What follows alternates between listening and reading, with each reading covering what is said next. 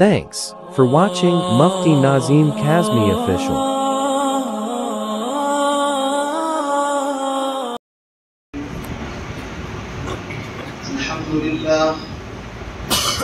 Alhamdulillah nahmaduhu wa nasta'inuhu wa nastaghfiruhu wa nu'minu bihi wa natawakkalu alayhi wa na'udhu billahi min shururi anfusina wa min sayyiati a'malina. من يهده الله فلا مضل له ومن يضلله فلا هادي له ونشهد أن سيدنا محمدا عبده ورسوله أما بعد فأعوذ بالله من الشيطان الرجيم بسم الله الرحمن الرحيم ولقد يسرنا القرآن للذكر فهل من مدكر وقال الله تبارك وتعالى في مقام آخر إنا أنزلنا إليك الكتاب بالحق لتحكم بين الناس بما أراك الله وقال النبي صلى الله تعالى عليه وسلم من قرأ القرآن وحفظه وعمله أدخله الله الجنة وشفعه في 10 من أهل بيته كلهم قد استوجب النار او کما قال النبی صلی اللہ تعالی علیہ وسلم. میرے انتہائی واجب الاحترام بزرگوں، دوستوں، بھائیوں، مجھ سے پہلے حضرت مولانا مفتی مجاہد صاحب قاسمی کا شاید خطاب ہو چکا ہے، کیونکہ نماز یہاں پر 8:15 بجے ہوتی ہے اور سلیم جامع مسجد کے اندر 8:30 بجے جماعت ہے. اور اس کے بعد برادر مکرم حضرت مولانا مفتی وسیم صاحب کا بھی تفصیلی خطاب آپ کے سامنے آ چکا ہے. اس لیے حضرت نے مجھے جو وقت دیا ہے، میں سمجھتا ہوں کہ ابھی میرے اندر وہ صلاحیت پیدا نہیں ہوئی کہ سمندر کو کوزے کے اندر بند کر سکے. یہ تو اکابر کا، بڑے لوگوں کا کام ہے کہ وہ سمندر کو کوزے کے اندر بند کرنے کا ہنر اور فن جانتے ہیں. لیکن مجھے امید ہے اگر آپ دعا فرما دیں گے تو انشاءاللہ میرے لیے کام آسان ہو جائے گا. اللہ رب العزت مجھے مختصر سے وقت کے اندر صحیح اور وہ باتیں اللہ میری زبان سے کہلوائے جس میں میرا، آپ کا، ہم سب کا آواز کم آنا چاہیے.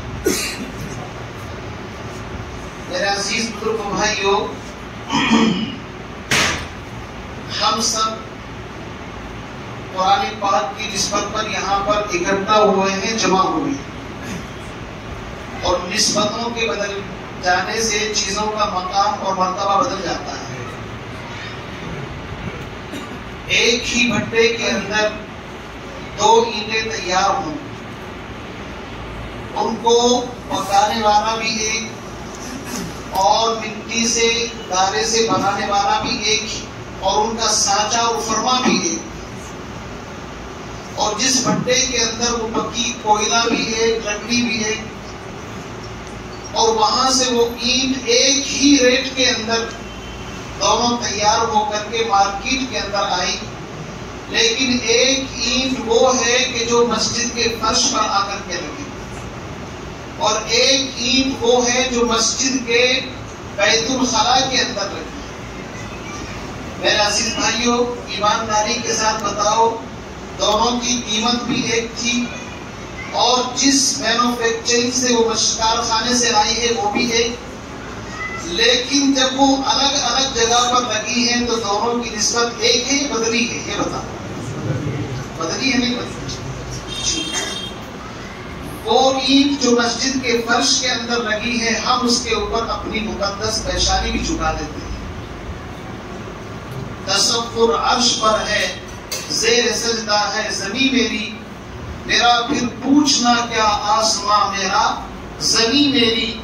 اگر تو در نہ کھولے گا تو میں بھی در نہ چھوڑوں گا.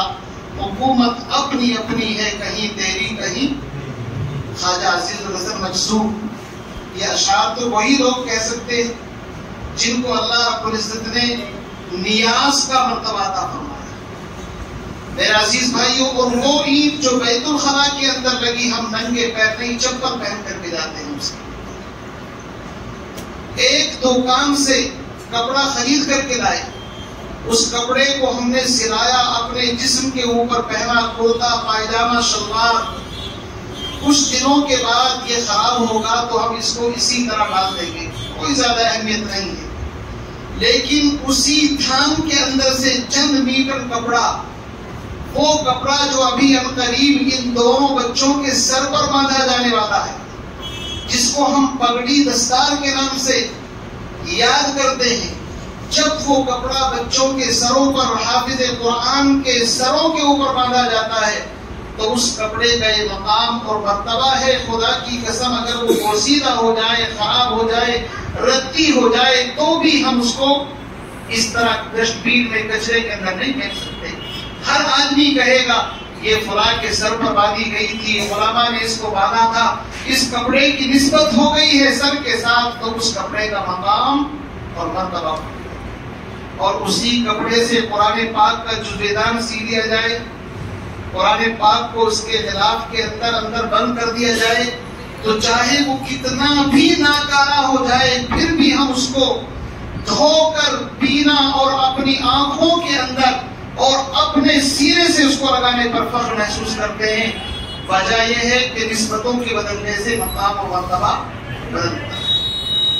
میرے بھائیوں، اب سے چند سال پہلے زید، عمر، بکر یہ دونوں بچے گلیوں میں کھیلتے تھے، کوئی نہیں جانتا، لیکن انہوں نے محنت کی، اپنے استاذ کے سامنے اپنے زامن تلمس کو طے کیا، قربانی اور مجاہدے کی مٹی کے اندر پڑے، اور اللہ کا وعدہ ہے والذین جاہدوا فینا لنہدینہم، جو مجاہدے کے راستے کے اندر قربانی دیتا ہے اللہ رب العزت اس کو بنا کر کے اس کو نواز دیتے ہیں. اسی لیے کسی نے کیا خوب کہا ہے، مٹا دے اپنی ہستی کو اگر کچھ مرتبہ چاہے. یہ مرتبے ویسے ہی نہیں ملتے. یہ حافظ قرآن، خدا کی قسم، جن کا دیکھنا بھی عبادت، جن کا چلنا بھی عبادت، جن کا سونا بھی عبادت، اگر یہ مسکرا دے تو ان کا مسکرانا بھی عبادت. اور شاعر کہتا ہے دردامنی پہ شیخ ہماری نہ جائیو، دردامنی پہ شیخ ہماری نہ جائیو، دامن نچوڑ دے تو فرشتے وضو کرے.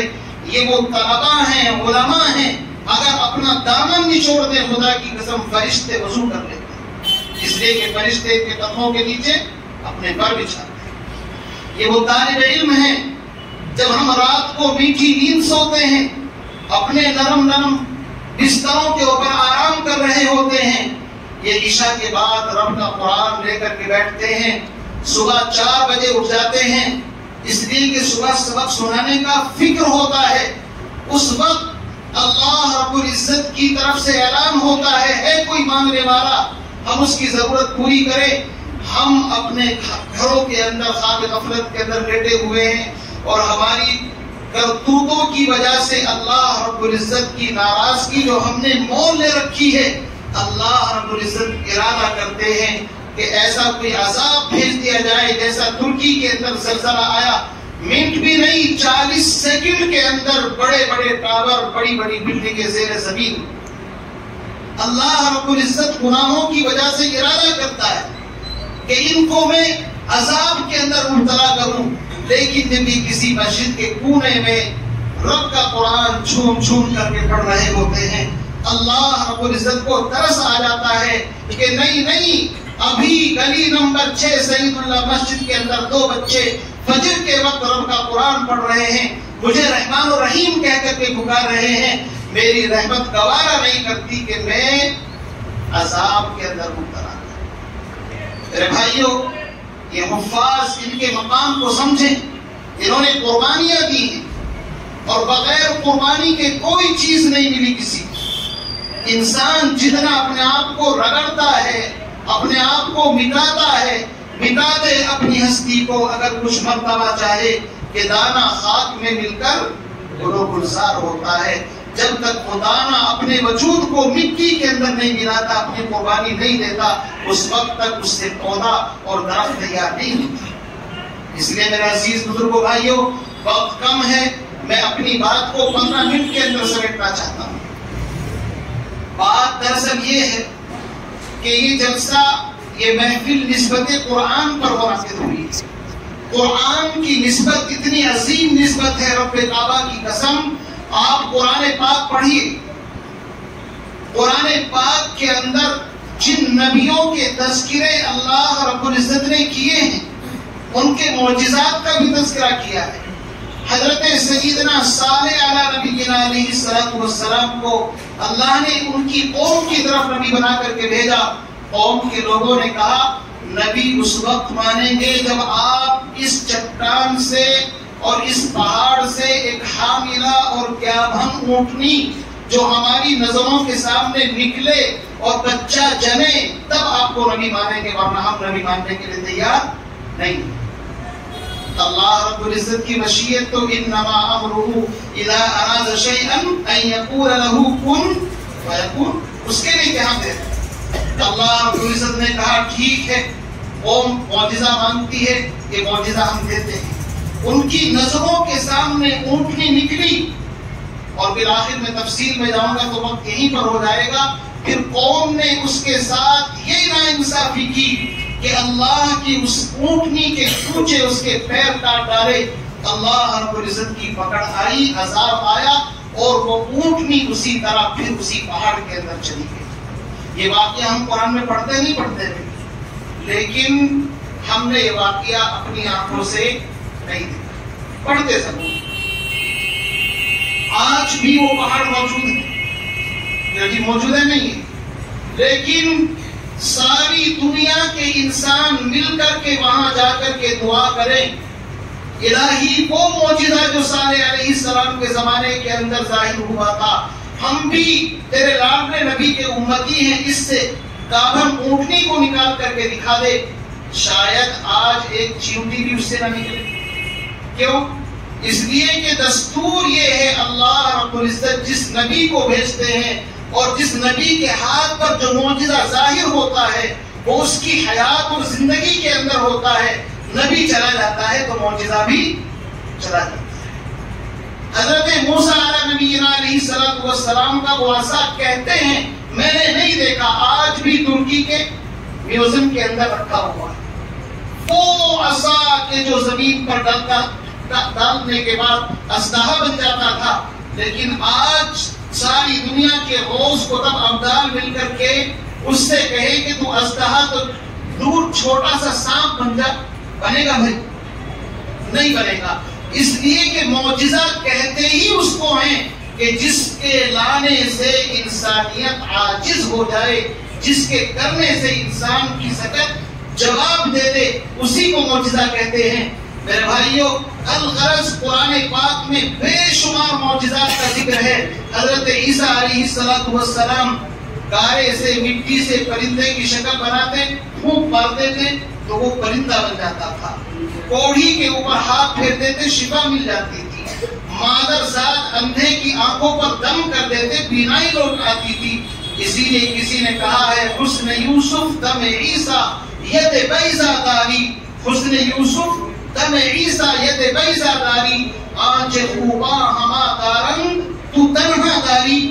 آمنہ کے لال 1,24,000 انبیاء علیہ السلام کو اللہ نے ان کے زمانوں میں جو معجزے عطا فرمائے ہیں ان تمام معجزات کو ایک طرف رکھو اور آمنہ کے لال صاحب جمال و کمال جناب محمد عربی صلی اللہ علیہ وسلم کے ایک معجزے قرآن کو ایک پلڑے میں رکھ دو، وہ سارے معجزے اس کی برابری نہیں کر سکتے. کائنات حسن جب پھیلی تو لامحدود تھی، کائنات حسن جب پھیلی تو لامحدود تھی، اور جب سمٹی تو تیرا نام بن کر رہ گئی. نام محمد ہی میں وہ کمال ہے. اس محمد پر جو قرآن نازل ہوا، اس کلام کے فضائل اور مناقب، خدا کی قسم پوری رات بیان کرے، پوری زندگی بیان کرے. میں کہتا ہوں میری زبان تھک جائے گی، آپ کے کان پک جائیں گے، لیکن قرآن پاک کے کمالات، اس کے معجزات اور اس کی جو باتیں ہیں ان کو کما حق کا بیان نہیں کیا جا سکتا. اس لیے کہ یہ قرآن کوئی معمولی چیز نہیں ہے. اللہ نے قرآن ہی میں فرمایا لو انزلنا هذا القرآن على جبل لرأيته خاشعا متصدعا. اگر اس قرآن کو ڈائریکٹ ہم پہاڑ کے اوپر نازل کر دیتے، پہاڑ بھی اس کی ہیبت سے ریزہ ریزہ ہو جاتا. اور اللہ نے خود کہا ہے سورہ احزاب میں انا عرضنا الامانة على السماوات بات اللہ نے انسانوں سے پہلے آسمانوں پر، زمین پر، پہاڑوں پر پیش کیا، یہ میرا قرآن لے لو۔ فَأَبَيْنَ أَن يَحْمِلْنَهَا، قرآن خود شہادت دیتا ہے انہوں نے انکار کر دیا، ربا اس کا بوجھ ہم نہیں اٹھا سکتے۔